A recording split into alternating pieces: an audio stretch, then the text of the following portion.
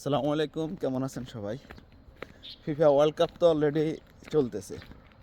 তো একটা জিনিস যা বুঝলাম সেটা হচ্ছে বিশ্বকাপ খেলা আমার মনে হয়, বা বিশ্বকাপ খেলার যে উত্তেজনাটা এটা মনে হয় শুধু বাংলাদেশেই, আর কোথাও তেমন একটা দেখি না। বিশেষ করে যেমন আমি আছি এখন সাউথ কোরিয়াতে, এবং আজকে মেবি সাউথ কোরিয়ার একটা ম্যাচ ছিল, কিন্তু আমি সেটা জানতাম না, একটু পরে জানছি।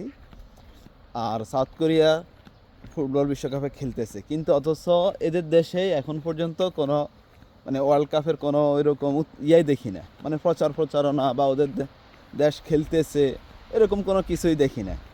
মানে যা হচ্ছে সব বাংলাদেশেই।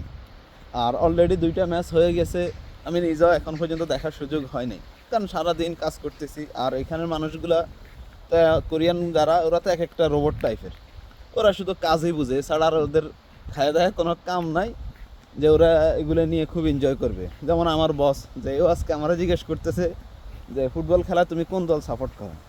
আমি বললাম যে আমি দক্ষিণ কোরিয়া সাপোর্ট করি, আর পাশাপাশি হচ্ছে স্পেন। উনি খুব খুশি হইলো। বাট ওই সময় মেবি হচ্ছে কোরিয়ার খেলা, আজকে কোরিয়ার খেলা চলতেছিল, কিন্তু উনি আসলে দেখে নাই কোরিয়ার খেলা। কিন্তু অথচ এটা যদি বাংলাদেশ হইতো, বা বাংলাদেশ যদি বিশ্বকাপে যাইতো, পুরা বাংলাদেশের অবস্থাতে এমনিতে খুব ভয়াবহ, তখন তো আরও ভয়াবহ হইতো। মানে এখানকার এদের মধ্যে কোনো ইয়েই দেখি না।